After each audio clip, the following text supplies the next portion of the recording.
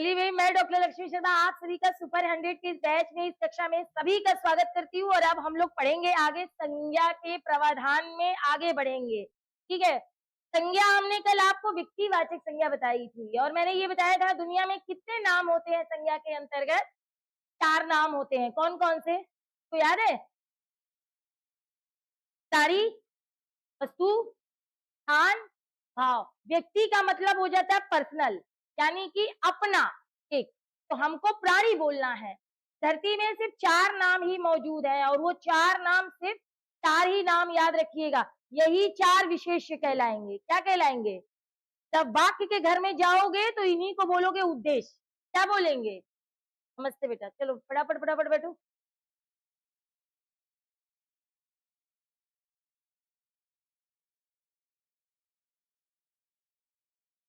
जो कुछ नहीं होता वो भी हमें दिखता है। चलो भाई, पढ़ते हैं। तो हम लोग पीछे चलते हैं। यहाँ पे कुछ नए बच्चे हमारे बीच जुड़े हुए हैं, तो एक बार फिर से हम लोग थोड़ा सा देख लेते हैं। यहाँ से शुरू की थी कल यात्रा हम लोगों ने, और बहुत ज्यादा समय ना देते हुए इस पे बात करते हैं। संज्ञा का पहला एक प्रश्न आता है, का शाब्दिक अर्थ क्या है? तो आप उत्तर क्या लगाएंगे? नाम। सिर्फ संज्ञा का शाब्दिक अर्थ। शाब्दिक का मतलब होता है शब्दकार। ठीक है, दूसरी एक और चीज इसमें रह गई थी, उसे भी याद करके रखिएगा। संज्ञा शब्द कितने शब्दों से बना है? तो कौन कौन से? सम और ज्ञा। एक बात और लिख लेंगे हम लोग, संज्ञा शब्द को शब्दों से बना है। इसे हमेशा याद रखिएगा। सम प्लस ज्ञा। सम आपका उपसर्ग है और ज्ञा हमारा धातु है। जब हम क्रिया पढ़ाएंगे तो आपको बताएंगे धातु किससे है। फिलहाल यहाँ पे धातु का मतलब मेटल और सोना और चांदी मत सोचिएगा। इसका मतलब केवल होता है क्रिया का मूल रूप। जैसे चीनी और गुड़ का मूल रूप क्या होता है? हाँ, नहीं, गन्ना। बनता किससे है? गन्ने से। ठीक, जैसे आप कपड़े जितने भी तरह के पहनते हो, जिस धर्म के पहनते हो, वो बनता किससे है? कपास। धागे से नहीं, पहला इसका मूल रूप है कपास। तो इसीलिए मूल रूप को हम लोग धातु कहते हैं। इसका अर्थ होता है समान और इसका अर्थ होता है जानना। ठीक है, ये बात हम लोगों की रह गई थी तो इसको आपको लिख दिया इसमें। ये याद रखिएगा, संज्ञा शब्द हमारे 2 शब्दों से मिलकर बना। तो ये हम लोग ने पढ़ लिया था। फिर मैंने बताया था कि संसार में संज्ञा के केवल अंतर्गत 4 नाम आते हैं। प्राणी में कितने? पशु, पक्षी, जीव जंतु और मनुष्य। वस्तु में 2 आएंगे, एक भगवान ने बनाया होगा और एक लोग बनाते हैं, प्राकृतिक और कृत्रिम। स्थान में भी 2 आते हैं, एक ईश्वर ने बनाया है और एक लोगों ने बनाया है। ठीक, भाव में 3 आते हैं, बताया था ये कल। भाव में एक होगा अवस्था, जो हमारे मतलब नियंत्रण में नहीं होती है चीजें। ठीक है, मन के भाव होते हैं और हमारा विशेषण भी यहीं से आता है। तो ये तो एक चीज हो गई। संज्ञा रचना के आधार पे पढ़ा चुकी हूँ, गुण, यौगिक, योग रूढ़, प्रयोग और अर्थ के आधार पर। ठीक, और याद रखना इसको व्युत्पत्ति भी बोलेगा। ये तीनों व्युत्पत्ति के आधार पे भी हैं। के आधार पे हैं? व्युत्पत्ति के आधार पर ये चीज इंक्लूड रखिएगा। अब ये वाला हम लोग पार्ट पढ़ रहे थे कि हमको पेपर में कभी भी लगाना है तो संख्या कितनी लगानी है? 5। 3 मत लगाइएगा, 3 तब लगाइएगा जब उसमें 5 ना हो। ठीक है, मूल हो चाहे ना हो, मेरे कहने का मतलब अगर 3 भी है और 5 भी है, चाहे मूल कह दे चाहे 5 कह दे, लेकिन आपको हमेशा 5 ही लगाना है, क्योंकि इस समय आयोग सिर्फ 5 को बेसिक शिक्षा एनसीईआरटी के अनुसार 5 मानता है। लेकिन अगर 5 है ही नहीं ऑप्शन में और उन्होंने ये शब्द दिए हो, व्युत्पत्ति या रचना, तब आपको इन दोनों के आधार पे 5 नहीं लगाना है बल्कि 3 लगाना है। जैसे आप अपना कोई कागजी काम बनवाते हैं तो सबसे पिता का नाम पहले देते हैं, लेकिन जमीन जायदाद की बात आती है तो पिता से पहले भी दादा और परदादा के नाम आते हैं। दोनों का कैटेगरी अलग अलग है, ठीक है, ये चीजें याद रखिएगा। अब मैंने क्या बताया था, जो ये नाम ऐसे नाम का बोध कराए जिसमें कोई दूसरा नाम, तो वही नाम क्या होगा, व्यक्तिवाचक। जैसे आम, अगर आम बोला तो आप सब बताएंगे, लंगड़ा, दशहरी, चौसा, सफेदा, तोतापरी, तो ये सारे नाम व्यक्तिवाचक है क्योंकि इनमें कोई नाम नहीं है, लेकिन इसमें बहुत सारे नाम है इसलिए ये व्यक्तिवाचक नहीं है। बात समझ में आई? जैसे अगर आपने नदी बोला, क्या ये पर्सनल नाम है? ये जातिवाचक हो जाएगा। लेकिन अगर एक भी आपने बोला गंगा, ठीक है, यमुना, ठीक, कावेरी, गोदावरी, जितने भी नाम है, तो ये सारे नाम किसके हैं? ये व्यक्तिवाचक।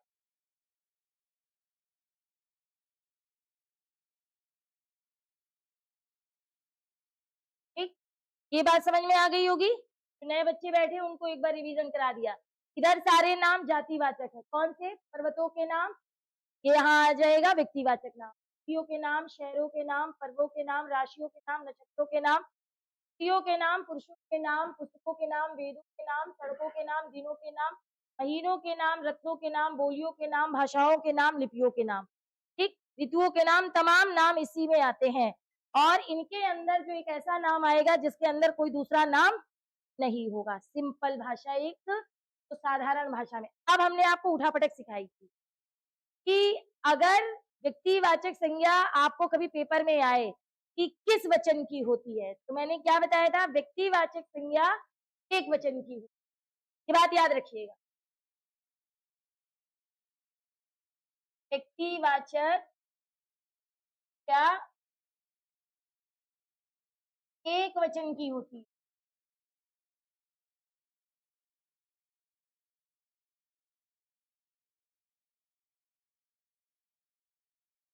ये यह बात याद रखिए, ठीक है। जब भी पूछेगा व्यक्तिवाचक संज्ञा किस वचन की होती है, तो आप टिक लगाएंगे एक वचन, मगर वाक्य के आधार पर व्यक्तिवाचक संज्ञा का परिवर्तन जातिवाचक में जब होगा, वो बहुवचन में कन्वर्ट हो जाएगी, कन्वर्ट हो जाएगी, तब वो एक वचन नहीं रहेगी। तो आप चाहो तो ये बात यहाँ लिख के इंक्लूड कर देते हैं, लेकिन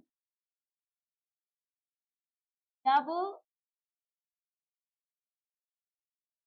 व्यक्तिवाचक या जातिवाचक के बदले तो बहुवचन, ये बात आपको याद रहेगी, तो अलग से समझना, ठीक है। और उसी को आधार बना के यहाँ मैंने कल सिखाया था, ठीक है। जैसे राम के राज्य में मंथरा नाम की दासी थी, मंथरा कई नाम की थी कि एक ही थी? एक ही थी। और तो किसी ने कभी मंथरा रखा ही नहीं, आज तक किसी लड़की का नाम मंथरा सुना है? कुछ नाम ऐसे यूनिक होते हैं जो रखे ही नहीं जाते, तो मंथरा नहीं रखा जाता, जैसे दुशासन नहीं रखा जाता, दुर्योधन नहीं रखा जाता, रावण रखा जाता है, रावण रखा जाता है। रावण एक विरोधी नाम नहीं है, ठीक है, ये याद रखना, रावण रखा जाता है। लेकिन आपने कभी मंथरा सुना है? नारद सुना है?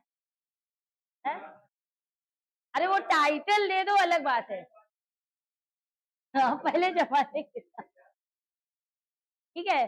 तो ये कुछ ऐसे नाम है। तो अब इस वाक्य को कायदे से पढ़िए, क्योंकि अकेले शब्द की बात मत करिएगा, ये जो लाइन है वो शब्द पे आधारित है। किस पे आधारित है? शब्द पे। वो सिर्फ इतना कह रहा है कि व्यक्तिवाचक संज्ञा के शब्द किस वचन में होते हैं, एक वचन में। लेकिन अगर वाक्य के आधार पे उसको आपने जातिवाचक में कन्वर्ट किया, वो क्या हो जाएगा, बहुवचन का। जैसे आजकल घर घर में मंथराएं हैं, याद रखिएगा, यहाँ मंथरा नाम की स्त्री का नाम नहीं हो रहा है, बल्कि मंथरा जैसी चुगली करने वाली बहुत सारी औरतों का समूह का बोध हो रहा है, इसलिए यहाँ पे ये शब्द जो है वो एक वचन नहीं बल्कि बहुवचन, और व्यक्तिवाचक ना होकर जातिवाचक। दो चीजें कंफर्म होंगी, बदलेंगी, एक वचन से बहुवचन और ये क्या कहते हैं व्यक्तिवाचक से जातिवाचक। आई होप बात समझ में आ गई होगी। ठीक है, दूसरा प्रकार मैंने आपको बताया था, जैसे कल एक बच्चे ने बताया था, इसमें कौन बैठा था जिसने बताया था, नहीं आज वो दिख नहीं रहे हैं, वो बताया था बच्चा कि क्या कहते हैं इसकी उपाधि मिलती है। ठीक है, तो एक बात याद रखिएगा, जब तुलना होगी, तुलना होगी, ठीक है, तुलना होती है तो जिसकी तुलना करोगे, किसकी तुलना करोगे, वो बन जाएगा व्यक्तिवाचक, और जिससे करोगे वो बन जाएगा जातिवाचक। जैसे अगर हमने कहा कि मान लीजिए, जैसे एक तो ये लाइन आपने पुस्तकों में देखी है, समुद्रगुप्त को भारत का नेपोलियन कहा जाता है। गांधी आधुनिक युग का कृष्ण, गांधी को क्या है, गांधी को आधुनिक युग का कृष्ण कहते हैं। ठीक, ये तो अब इसमें तुलना किसकी की गई है, ठीक, गांधी की किससे की गई है, जबकि दोनों नाम क्या है, व्यक्तिवाचक, तो की तुलना हुई वो व्यक्तिवाचक होगा, जिससे हुई। ये दो तरह के क्वेश्चन आपको दिखाई देंगे, टेंस आपको वहां काम करना चाहिए, वाक्य में ये व्यक्तिवाचक है कि जातिवाचक। अब पहुंचते हैं हम लोग अगले पड़ाव पे, जातिवाचक हम लोग ने संख्या डाल के छोड़ दी। बताओ जातिवाचक किस, एक बच्चे ने बताया था समूह को कहते हैं, दूसरे ने बताया था कि एक ही जैसे गुण वाले समूह को कहते हैं। समूह और जाति में क्या अंतर है, कि दोनों समूह है,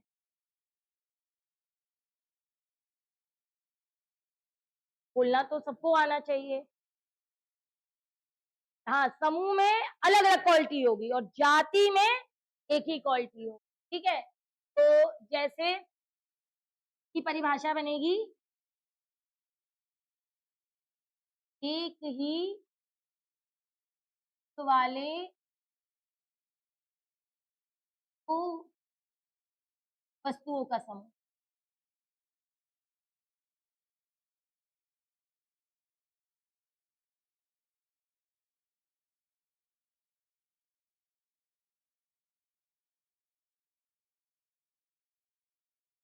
ये जातिवाचक, आपके बुकलेट में सब लिखा हुआ है।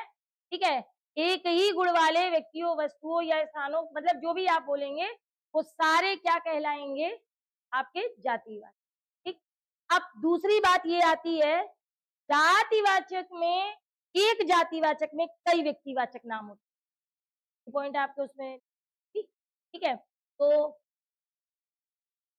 एक जातिवाचक शब्द से कई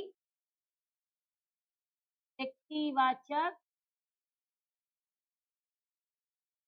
नाम का बोध, क्या वो छिपे होते हैं, ये भी बोल सकते हैं। ठीक, जैसे अगर आप ले लीजिए, कोई भी ले लीजिए, आपने वृक्ष बोला, वृक्ष में सिर्फ वृक्ष थोड़ी आए, के अंदर जितने पर्सनल नाम है सब आ गए, जैसे आम, जैसे बरगद,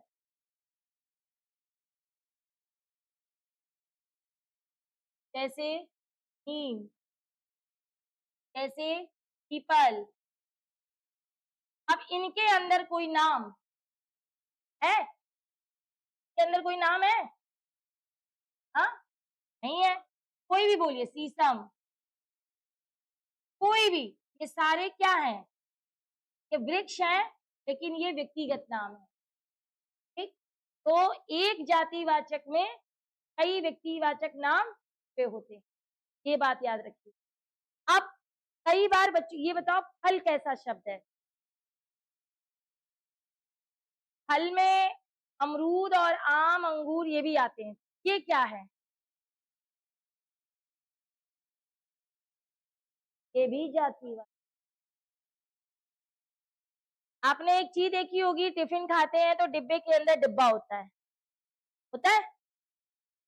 जाति के अंदर जाति, यानी एक साथ कई जातियों को ले चलने वाला जो जो हमारी संज्ञा है उसका नाम है जातिवाचक।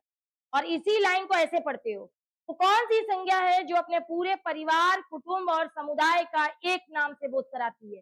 जातिवाचक। अगर आपने एक कोई भी बोला, जैसे मनुष्य, तो मनुष्य में स्त्री भी है, पुरुष भी है, बच्चा भी है, बूढ़ा भी है, ब्याता भी है, अविवाहित, सारे आ जाएंगे। यानी केवल आपका एक शब्द पूरे परिवार को लेके चल रहा है। समझ में कुछ बात आई? तो यही लाइन आपको किताब में पढ़ने को मिलती है, ठीक है? तो इसको भी याद रखिएगा। जातिवाचक शब्द अपने पूरे तुम जानते हैं? हाँ, या समुदाय या परिवार का बोध कराते हैं। अब इसे हम एक प्रैक्टिकल से सीखेंगे, हम प्रैक्टिकल से सीखेंगे तभी जान पाएंगे। मनुष्य कैसा शब्द है? ठीक है, जातिवाचक।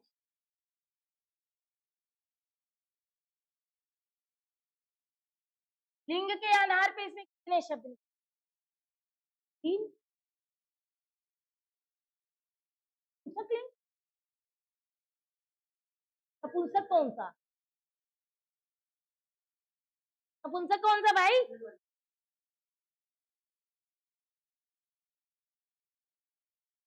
हाँ, ट्रांसजेंडर। तुम सबके साथ भी प्रैक्टिकल यही करना चाहिए जैसे तुम लोग शब्दों के साथ करते हो, ट्रांसजेंडर वाला। ऐसा नहीं क्या? गजब लगोगे भाई, अंदर से पुरुष वाला फील, बाहर से स्त्री वाला फील।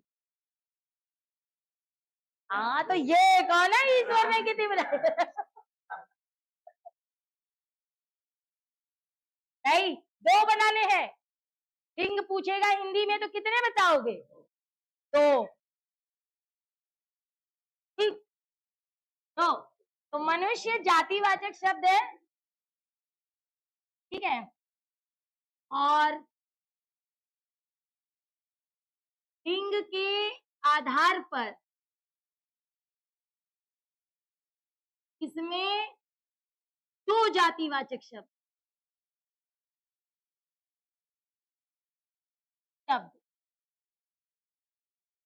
एक हो गया हमारा स्त्री और एक हमारा हो गया पुरुष। अब ये भी जाति है, जातिवाचक है ना? अब इसमें संबंध के आधार पे बांटो, या मान लो अवस्था के आधार पे। तो इस शब्द में अवस्था के आधार पर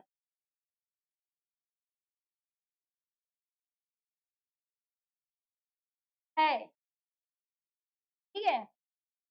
वो 6 कौन सी होगी? ठीक है, कौन कौन सी होगी? हाँ, जैसे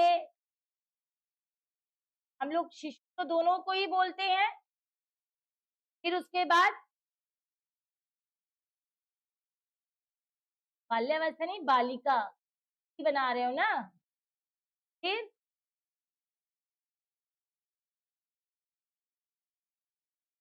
है?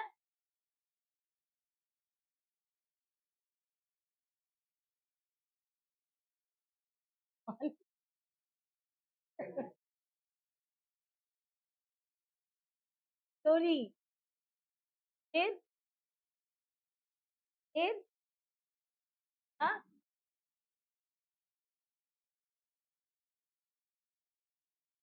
आज बोलो नहीं तो तुम लोग उठा पटकेंगे सारे क्वेश्चन, तुम लोग को पता है।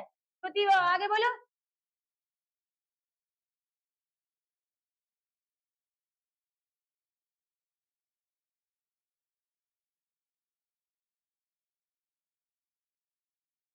अब हाँ, बुद्धि नहीं, श्रद्धा।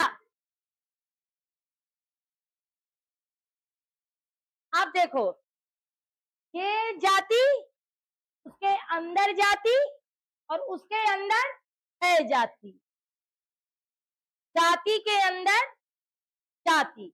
अब कोई एक जाति उठा लो और सबके अलग अलग नाम देने शुरू कर दो, जैसे सीता, गौरी, ये सब वृद्धा है, लक्ष्मी, मीरा, ये सारी क्या है, सारी की सारी वृद्धा है। और इसी नाम की बालिका भी हो सकती है और इसी नाम की युवती भी हो सकती है और इसी नाम की शिशु भी हो सकती है और इसी नाम की वृद्धा भी हो सकती है। तो ये सारे जो नाम निकलेंगे ये व्यक्तिवाद। बातें समझ में आई? हाँ, यानी एक जाति के अंदर कई जातिवाचक शब्द होते हैं। व्यक्तिवाचक नहीं बोला मैंने, जाति के अंदर जाति। जैसे फल, फल में आम, आम में अगर बोल दो जैसे दशहरी,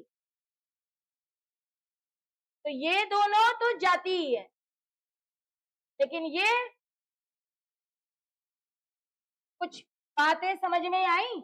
तभी आप लोग क्लास में कबड्डी खेलते हैं। अच्छा तो बताइए दाल कैसा शब्द है? दाल जाति। और चना बोलो जातिवाचक। तो इसका व्यक्तिवाचक काबुली चना, देसीला चना,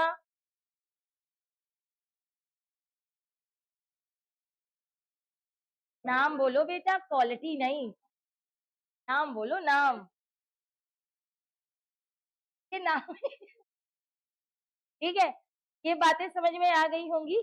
ये जो कॉन्सेप्ट है यहाँ वाला कॉन्सेप्ट, ये वाला, ये वाला, ये जातिवाचक शब्द अपने पूरे कुटुंब या समुदाय या परिवार का बोध कराता है। ठीक है, ये हमको ये इंक्लूड कर देना है।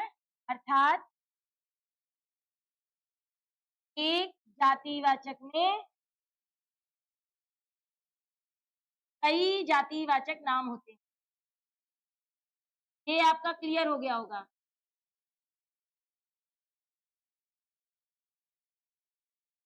जैसे आपने कहा कपड़ा, कपड़े में जैसे आपने कहा पाजामा, वो भी जातिवाचक। अब पाजामा में नाम दो,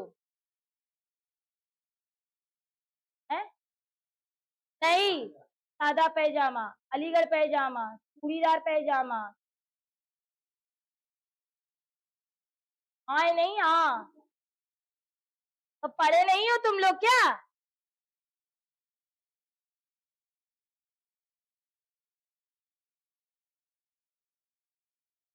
ठीक है चलो, ये तो क्लियर हो गया सबको। इसमें किसी को कुछ पूछना है? नहीं, चलिए तो आगे बात करते हैं। क्या जातिवाचक शब्द विशेषण बन सकते हैं? विशेषण,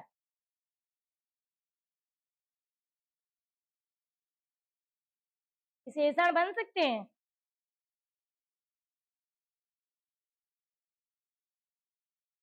बन सकते हैं, साबित करो। है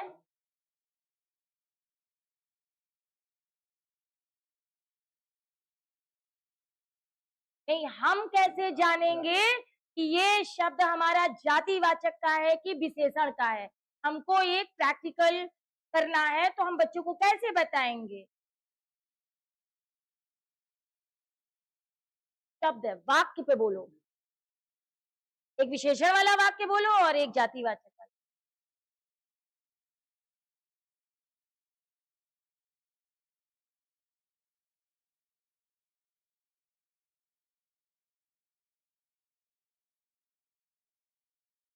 चलो अच्छा बताते हैं। वीर शब्द जातिवाचक है कि नहीं है? हाँ, तुम इतना तो बता दो, वीर है कि नहीं है? है। तो ये वीर हमारा जातिवाचक, ठीक है। हमने कहा वीर युद्ध से कभी नहीं डरते, कभी नहीं डरते।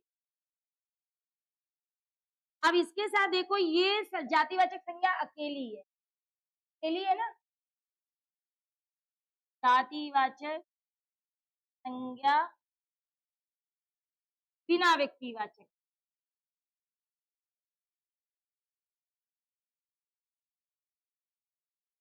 तो जातिवाचक। अब अगर हमने कहा राम एक वीर योद्धा है, अब ये वीर है, ये भी जातिवाचक और ये भी जातिवाचक, लेकिन ये जातिवाचक बुद्धा या राम की विशेषता, या हमने कहते राम एक वीर पुरुष है, कोई भी अगर आप ये लाइन बोलेंगे तो ये बन जाएगा हमारा विशेषण। अब इसका नाम ये होगा बेटा, अगर जातिवाचक बिना किसी व्यक्तिवाचक नाम के आता है, ठीक है, व्यक्तिवाचक यानी जिसकी क्वालिटी, इसमें देखो ये वीर किसकी विशेषता बता रहा है, राम की, यहाँ किसी की बता रहा है, वहां बता रहा है, जातिवाचक शब्द राम की विशेषता बता रहा है, इसलिए वहां वो कभी जातिवाचक नहीं, क्या कहलाएगा, विशेषण। यानी हमारा ये कभी, तो आप लोग ये सोच रहे ना कि ये कहाँ यूज होता है, जातिवाचक के बारे में 4 वाक्य दे देगा और कहेगा कौन सा असत्य है और कौन सा सत्य है, तब क्या करेंगे, ये थॉट वहां काम आएगा, ठीक है, कि तब आपको ये ज्ञान होना चाहिए कि आपको ये चीजें हैं, यानी जातिवाचक हम वाक्य के आधार पे विशेषण के रूप में प्रकट कर सकते हैं, लेकिन उसके लिए जरूरी है कि वो किसी प्राणी वस्तु स्थान की विशेषता बताए। यहाँ पे हमें ये बात याद रखना है कि शब्द राम की विशेषता बता रहा है,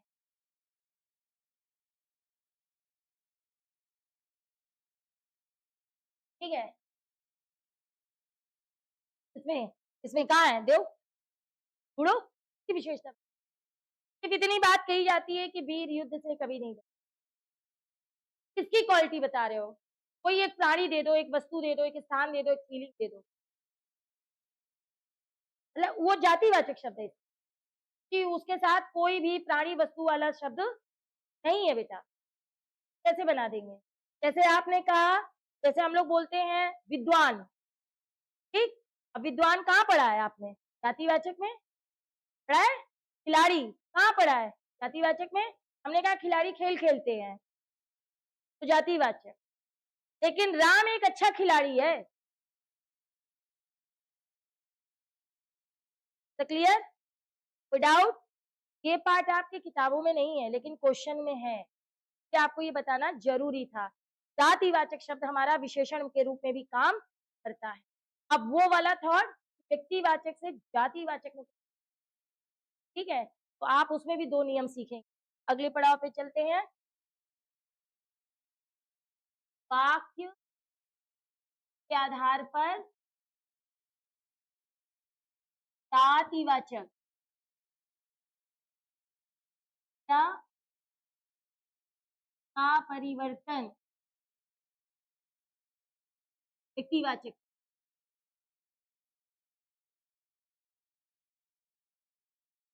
बहन शब्द कैसा है,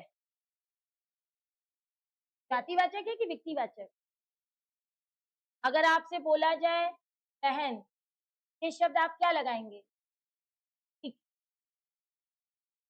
लेकिन जैसे हमने कहा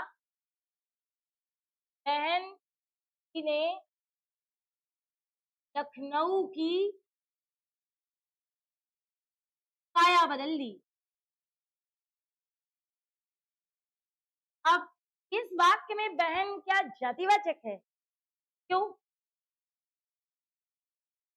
किसी एक विशेष व्यक्ति के नाम का बोध हो रहा है, पर्सनल नाम, बहन जी सिर्फ हम एक ही व्यक्ति को कहते हैं, मायावती, जिस तरह दक्षिण में अम्मा कहते हैं, सबकी अम्मा नहीं, जयललिता, हाँ अम्मा के नाम से जयललिता, जैसे अगर आप चाचा कहते हैं, चाचा को बच्चे बड़े पसंद, तुम्हारे चाचा, मेरे चाचा, नेहरू, समझ में आई बात, ठीक है, तो वाक्य के अकॉर्डिंग लखनऊ व्यक्तिवाचक है, स्थानवाचक है,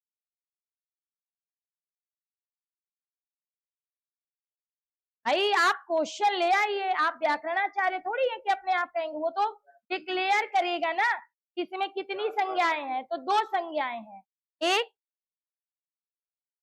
बहन, लेकिन ये बहन जातिवाचक नहीं है, क्या है? व्यक्तिवाचक, और ये भी व्यक्तिवाचक। ऑप्शन में जातिवाचक और व्यक्तिवाचक दोनों होगा, तो अब दोनों तो हमारा क्या है? वाचक, जातिवाचक तो होगा ही नहीं। यही बात, ठीक। तो अब यहाँ पे हमको ये याद रखना है कि ये शब्द हमारा एक विशेष व्यक्ति के नाम का बोध करा रहा है। जातिवाचक का है, लेकिन एक विशेष नाम, मायावती के नाम का बोध कराने के कारण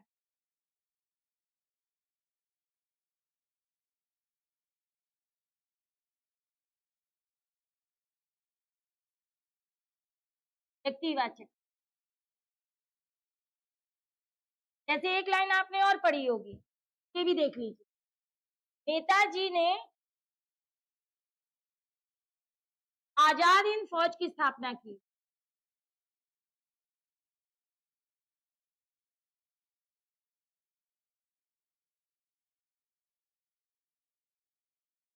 अब यहाँ नेता कौन नेता? जातिवाचक।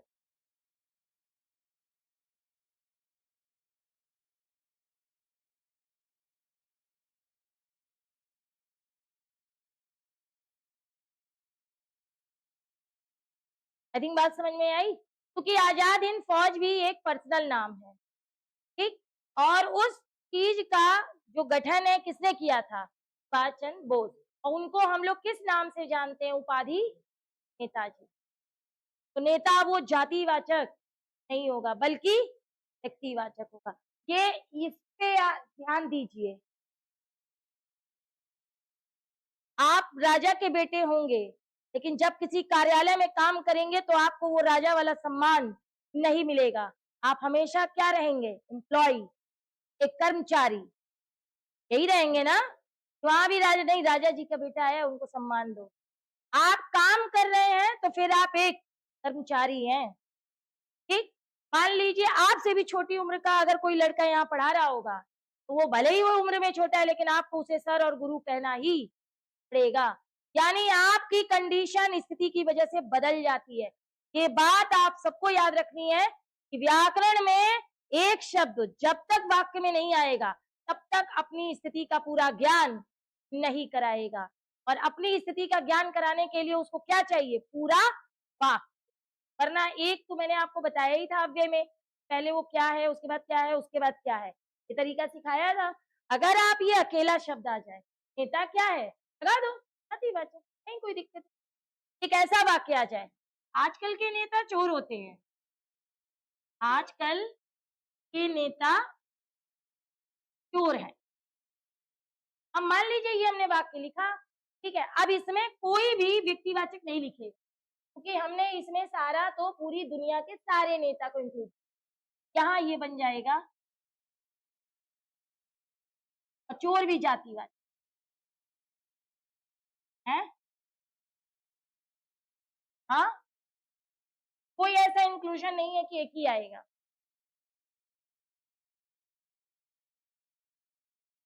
हाँ, लखनऊ व्यक्तिवाचक,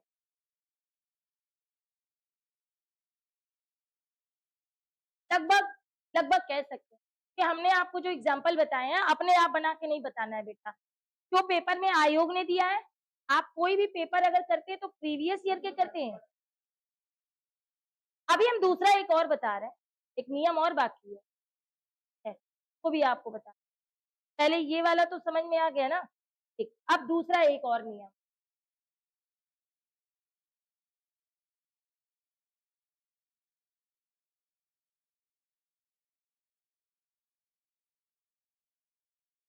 फलों का राजा आम है, ये जातिवाचक, ये भी जातिवाचक। अब जैसे ही हम आम बोलते हैं तो हमको एक नॉर्मल प्रयोग के आधार पर विशेष फल लगता है? अगर हम किसी को कहेंगे भाई बेटा आम लेकर आना, तुम सेब लेकर आओगे क्या? नहीं ना। अब ये वाचक, हाँ,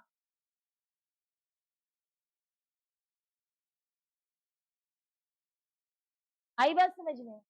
मतलब हम जातिवाचक को दो तरह से प्रेजेंट करेंगे। एक उपाधि के तौर पर, जो उसकी उपाधि हो। दूसरा प्रयोग के आधार पर। जैसे डॉक्टर ने कहा बेटा आप फल में केवल सेब खाया करिए। तो सेब का मतलब केवल कश्मीरी नहीं वहां कोई बोलेगा। क्या बोलेगा? सेब बोलेगा। तो सेब का मतलब एक विशेष नाम। यानी कई बार वाक्य के आधार पर उस जातिवाचक को क्या दे देगा? व्यक्तिवाचक। जैसे किसी ने कहा ताल में, ठीक, जातिवाचक, क्योंकि उसमें वॉशिंगटन सेब आता है, कश्मीरी सेब आता है, ग्रीन सेब आता है, ठीक है, वो बहुत सारे सेब के वैरायटी नाम होते हैं, वो सारे आ जाते हैं, ठीक है। अब लेकिन अगर वाक्य में आया है तब वो व्यक्तिवाचक, तब वो व्यक्तिवाचक हो।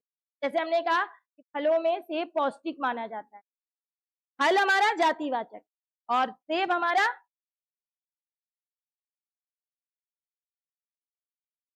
इसको आप लगाएंगे, आप किसके क्वेश्चन टकराएंगे। प्रीवियस ईयर में सारे रखे हुए हैं और जब आप बढ़िया से लगाते हैं एक चैप्टर से 100-150 क्वेश्चन, क्योंकि 1 घंटे की या कोई मान ली 1.5 घंटे की क्लास में आपको टीचर केवल आपके केवल अंदाजे के प्रश्नों पे उत्तर देता रहे तो कभी कोई क्लास पूरी नहीं हो पाएगी। हमारा खाका तो बिल्कुल फिक्स है क्योंकि हमने इसका अध्ययन किया है, इसकी प्रयोग की है। आप उसको प्रयोग नहीं कर कर आते हैं, ये आपकी सबसे बड़ी कमी है, सबसे बड़ी कमी है। क्योंकि अगर हमको कोई नियम पढ़ा रहा है और उस नियम को हमने देखा नहीं है, सामने वाले की कोई कमी नहीं है। डॉक्टर ने आपको बता दिया कि ये बूंद 4 ही बूंद लेना है और 3 टाइम लेना है, 2 टाइम लेना है और तुम मन किया कि 8 बूंद एक टाइम पी लो, ये तुम्हारी गलती है, डॉक्टर की कोई गलती नहीं है। जिस चीज में मैंने आपको सिखाया कि हम जो चैप्टर पढ़ा के जाते हैं, एक चैप्टर कम से कम 4 से 5 दिन का समय लेता है। देखते हैं आप लोग, हम आधे घंटे में पढ़ा के खत्म कर देते हैं। तो जब वहां क्वेश्चन आता है तो बच्चा समझ नहीं पाता। इस तरह का क्वेश्चन आएगा, आप सब में जाति लगा दोगे, इतना ही है। उन्होंने पूछा इस वाक्य में जातिवाचक कौन नहीं है और ऑप्शन में दिया फल, राजा, आम, सभी। तो सभी तो नहीं होगा क्योंकि इसमें जातिवाचक जो है वो हमारा केवल आम नहीं होगा, तो वो एक विशेष फल का बोध कराएगा। राजा बहुत सारे हो सकते हैं, हर चीज के हो सकते हैं, फल के राजा हो सकते हैं, दाल के राजा हो सकते हैं, अनाज के हो सकते हैं, फूलों के हो सकते हैं, ठीक। फल भी बहुत सारे हो सकते हैं, लेकिन आम बोलते ही बहुत सारे होते हैं, लेकिन कोई ये नहीं कहता है ज्यादातर प्रयोग में। सिंपल हम भाषा में कहते हैं अरे हम आम लेने जा रहे हैं, सेब लेने जा रहे हैं। अधिक बातें समझ में आई? हाँ या ना? बिल्कुल नहीं आई।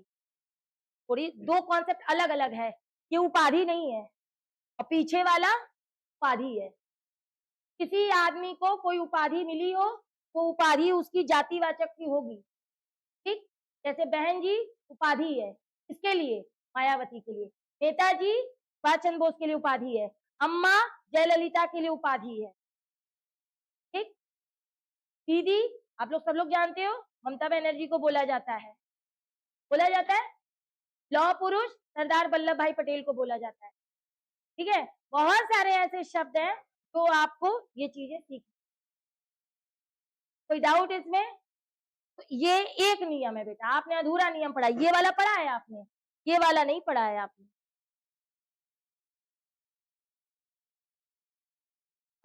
जैसे हाँ तो भी वो व्यक्तिवाचक है, आम भी हो जाएगा और ये भी वाक्य बन सकता है।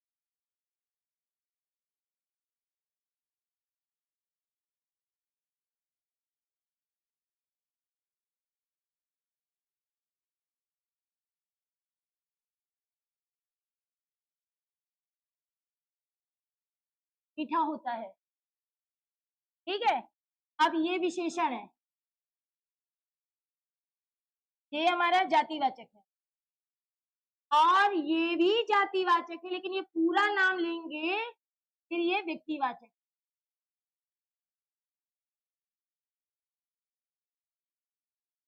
जबकि ये पहले क्या है, आम सिर्फ लोगे तब ना जातिवाचक। दशहरी आम क्या है, व्यक्तिवाचक।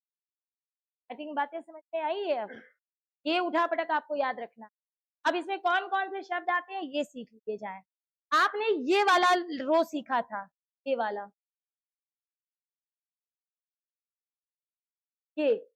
अब हम जातिवाचक में क्या लिखे, जातिवाचक, व्यक्तिवाचक, जातिवाचक, जातिवाचक। क्या बनाए, दो रो बनाने हमको। मतलब हमने यहाँ लिखा जातिवाचक, और यहाँ क्या लिखे, जातिवाचक की व्यक्तिवाचक।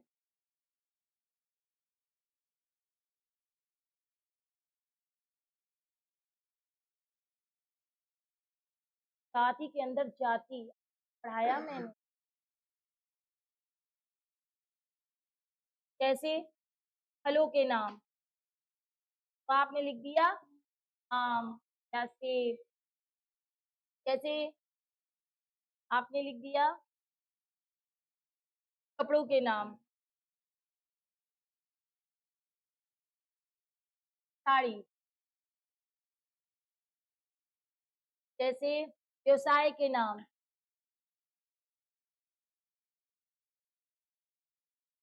डॉक्टर।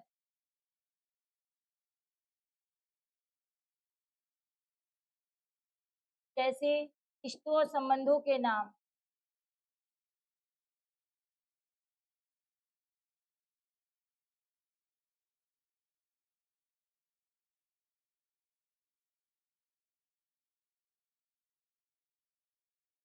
चाचा, मामा, कोई भी। जैसे रोगों के नाम, जैसे टीबी, ठीक है। जैसे अनाजों के नाम,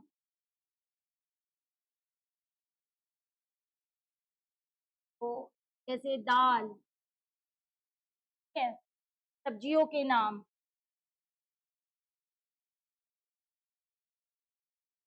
जैसे आलू। जाति के अंदर जाति हेडिंग पड़ेगी। हाँ, गन्ना आपका, चल इसका क्या नाम पड़ता है, फल ही मानते हैं उसको, अनाज थोड़ी मानते, फल है वो। क्या चीज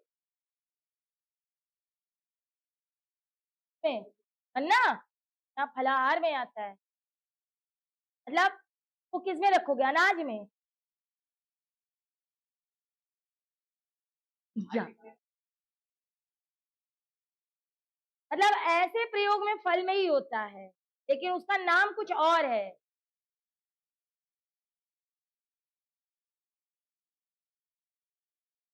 क्या और क्या है इसमें, उपकरणों के नाम है, है? सारे तीनों के नाम। हाँ, तो ये तो हम लोग व्यक्तिवाचक में पढ़ ही चुके हैं, लेकिन हमें जाति में जाति रखनी है। जाति में जाति, फूलों के नाम, कमल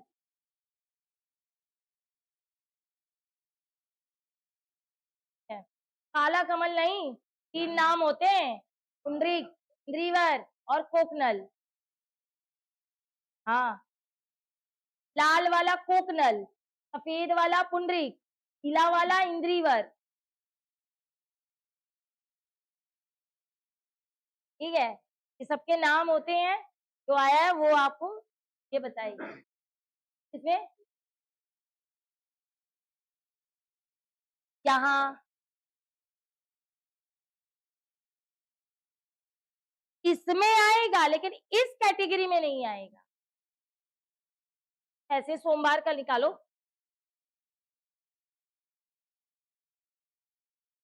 तो वो व्यक्तिवाचक में चला गया। यहाँ अभी इसके अंदर और नाम निकलेंगे। इसके अंदर और नाम निकलेंगे।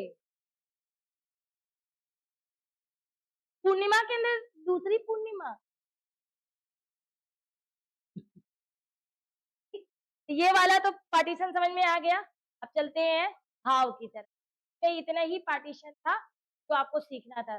3-4 चीजें समझ में आ गई, बदलना आ गया होगा। कौन किसके अंदर है ये। अब बताओ भाव किसको कहते हैं। इनको बस एक ही लाइन आती है, तीन के अलावा कुछ नहीं आता।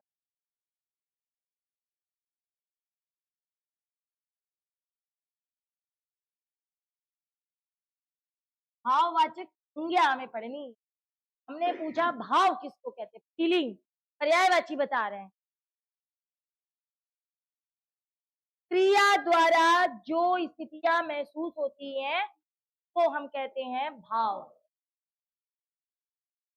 के द्वारा, क्रिया द्वारा, ठीक है। क्रिया द्वारा जितनी स्थितियां हमको महसूस होंगी वो सब भाव है। कल मैंने इसके थोड़े प्रैक्टिकल करके बताए थे ना, भूल गए अभी, याद नहीं है। चलो फिर एक और प्रैक्टिकल कर लो। किसके किसके घर में कुत्ता गैया है।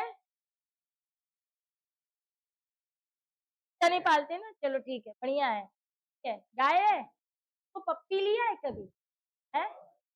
जब उसको पप्पी लेते हो तो उसको क्या कहते हो। भाव नहीं कहते, भाव नहीं कहते। नहीं, पहले बताओ गैया को पप्पी लिया या चूमा है? उस चूमने को क्या कहते हो। नहीं कर रहे हो ना, प्यार कर रहे हो। ठीक है, अब मान लो कि क्या कहते हैं, तुम्हारी कभी ना कभी तो शादी होगी, ठीक है, और अपनी पत्नी का माथा चूमोगे तो क्यों। सिर्फ क्रियाएं हमको दुनिया की भाव बताती हैं। और कोई भी, समझो किसी की आंख में रोग हो गया और उसकी आंख ऐसे ऐसे चल रही है तो वो आंख मार रहा है, वो आंख मार रहा है। अरे उसको रोग हो गया। जब हम नियंत्रण करके आंख चलाएंगे तो इसको आंख मारना है, और अपने आप बिना नियंत्रण के चल रहा है तो वो आंख मारना नहीं है। क्रियाओं से हमें पता चलता है कि वो हमें क्या कहना है। वो अंदर है, बिना बोले कैसे प्रेम है। बोलना है ना, हमको प्रकट करना है। अब इसको ऐसे समझो, कभी कभी तुम लोग कोई चीज घर में करके बाहर आते हो, पिताजी ने तुम पे क्रोध नहीं किया, चुपचाप सोफे पे बैठे और तुमसे कुछ भी नहीं कहेंगे, ठीक, तो तुम्हें क्या महसूस होगा, पापा को कुछ पता नहीं है, हमको बच गए हम लोग, ठीक, यही तो सोचोगे। लेकिन आते आते वो मुंह से गाली, ये भौं उठ जाए, चेहरा लाल हो जाए, तो उनका क्या समझ में आएगा, गुस्सा। तो जब तुमसे कुछ नहीं बोलेंगे तो तुम्हें उनका गुस्सा समझ में, लेकिन अगर वो सारी क्रियाएं कर देंगे तो तुमको वो गुस्सा समझ में आ जाएगा। समझ में आई बात। तो जब तक क्रिया नहीं करेंगे, ध्यान से पहले सुनिए, क्योंकि जब पेपर में आएगा ना, ऐसा नहीं है कि हमें दिखता नहीं है कि क्लास में कितने लोग यहाँ मौजूद हैं। कुछ लोग बॉडी लेकर यहाँ आते हैं और कुछ लोग मन और शरीर दोनों लेकर आते हैं। जो मन और शरीर दोनों एक साथ लेकर बैठे हैं, उनके दिमाग में टीचर की बात कभी ना कभी कौंधेगी और काम करेगी। और जिनका शरीर तो यहाँ आ गया लेकिन वो अपनी दुनिया में विचरण कर रहे हैं, तो फिर उनका ये अध्याय काम नहीं आएगा। हमने जिसको कहना था कह दिया। हम कहते एकदम सामूहिक कहते हैं, व्यक्तिगत कभी नहीं कहते।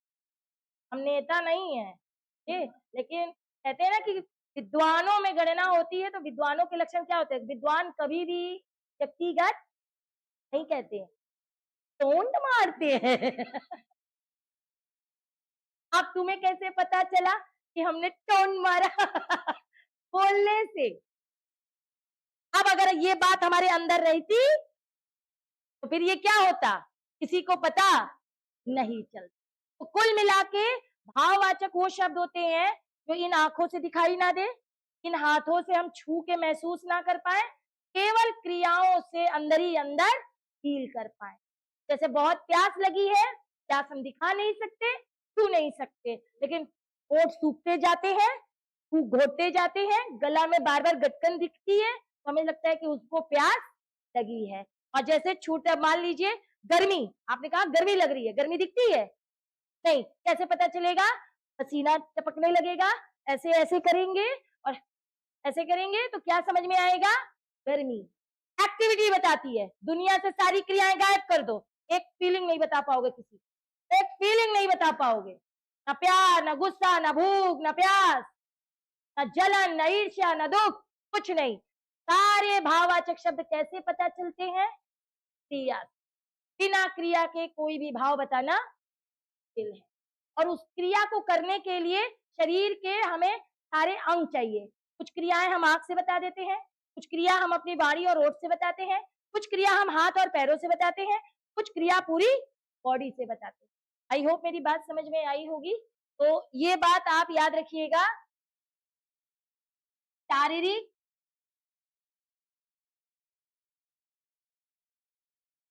शारीरिक क्रियाओं द्वारा मन के भाव को प्रकट करने वाले शब्द, करने वाले शब्द भाववाचक। मगर इनको हम ना छू सकते और ना ही दे सकते, इन्हें ना छू सकते हैं और ना देख, मतलब इन नंगी आंखों से तो कभी नहीं देख सकते, ये बात याद रखिए। आई थिंक बातें समझ में आई। भाववाचक दुनिया में आपने सिर्फ इतना पढ़ा है, जो शब्द किसी भाव का बोध कराते हैं, ये लाइन पढ़ी है ना, अब सबको रटा है और यही पढ़ के तुम आगे बढ़ते। भाव क्या है आप पता चला? बिना क्रिया के,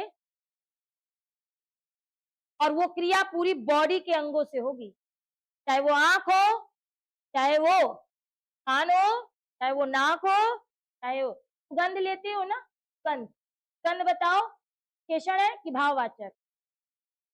भाव। सिर्फ मान लो अभी अगरबत्ती जला दी जाए, यहाँ पूजा हुई और पूजा होने पे अगरबत्ती की, सिर्फ हमको वो धुआं निकलते हुए दिख रहा, वो धुआं हमारी जब नाक में जा रहा है तो हमको अच्छा महसूस हो रहा है, तो हम क्या कहेंगे? हाँ, सुगंधित। अब वो अगरबत्ती एकदम ऐसी आ रही कि उल्टी आ रही है, ऐसे करेंगे तो फिर क्या? अरे यार ये दुर्गंध है। सुगंध, तुमने उसी धुएं का नाम बदल दिया दुर्गंध में, और उसी धुएं का नाम बदल दिया गंध में, सिर्फ तुम्हारी एक्टिविटी ने बताया। एक्टिविटी का मतलब बहुत अच्छा है, ऐसे ले रहे हैं तो फिर आई बात समझ में? एक ही एक्टिविटी अलग अलग जगह बदलने से भाव के नाम भी बदल जाए, ठीक है? अगर ऐसे ऐसे कर रहे हो तो नींद आ रही है, और ऐसे कर रहे हो तो चक्कर आ रहा है, एक ही क्रिया है लेकिन उसके नाम। आई होप इतनी बातें समझ में आई होंगी सभी को। हाँ, तो भाववाचक शब्द किससे बनते हैं ज्यादा? ये बात बताए थे मैंने, प्रत्यय में बनते किससे हैं? बताया था मैंने, प्रत्यय में, प्रत्यय से। सबसे ज्यादा भाववाचक शब्द किससे बनते हैं? प्रत्यय से। तो एक बात और सब लोग सीख लीजिए, भाववाचक जो शब्द होते हैं वो दो प्रकार के होते हैं, एक मूल और एक यौगिक। यौगिक वाले ही आपसे पेपर में पूछे जाते हैं 5 प्रकार के, ठीक है? तो इनको थोड़ा याद रखिएगा, ठीक? तो भाववाचक शब्द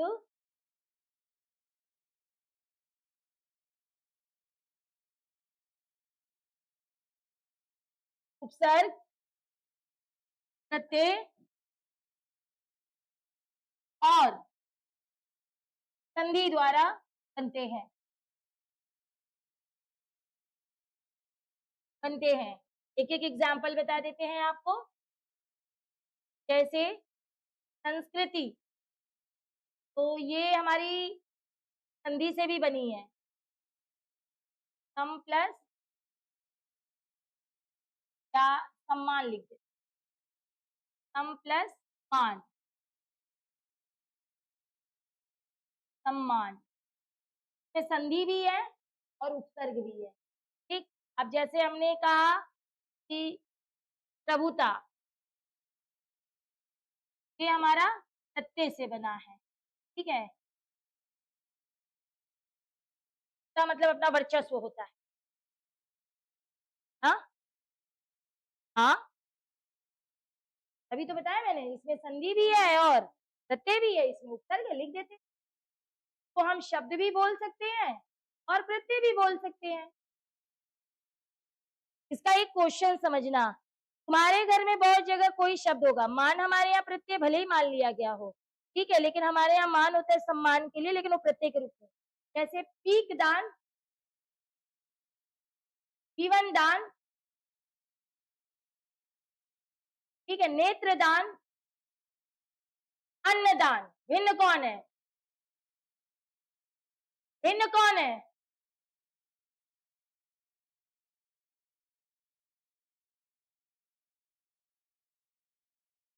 पीक दान, जीवन दान, नेत्र दान, अन्नदान, लास्ट वाला। और कोई, और कोई ज्ञानाचार्य यहाँ बैठा हो तो बता दो थोड़ा। अब समझो, ये दान हिंदी में शब्द हैं और इन तीनों का अर्थ है हम जीवन का दान करते हैं, नेत्र का दान करते हैं और अन्न का दान करते हैं। उर्दू में ये प्रत्यय है और इसका मतलब होता है थूक।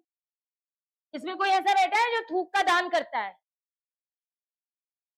दान मतलब बर्तन। तो भैया एक ही शब्द अलग अलग घरों में जाएगा तो वो अलग अलग नाम से जाना जाएगा। समझ में आ गई होगी बात?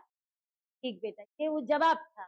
ठीक है, ये देखो एक ही जैसा है, इनके दान हम कर सकते हैं। अब अगर तुम थूको और कोई लेने को तैयार हो तो अब अगली क्लास अगले दिन फिर एक नए यात्रा पर। तब तक के लिए वाली मैडम लक्ष्मी शर्मा को विराम दीजिए। सुपरिटेंडेंट से। जय हिंद, जय भारत।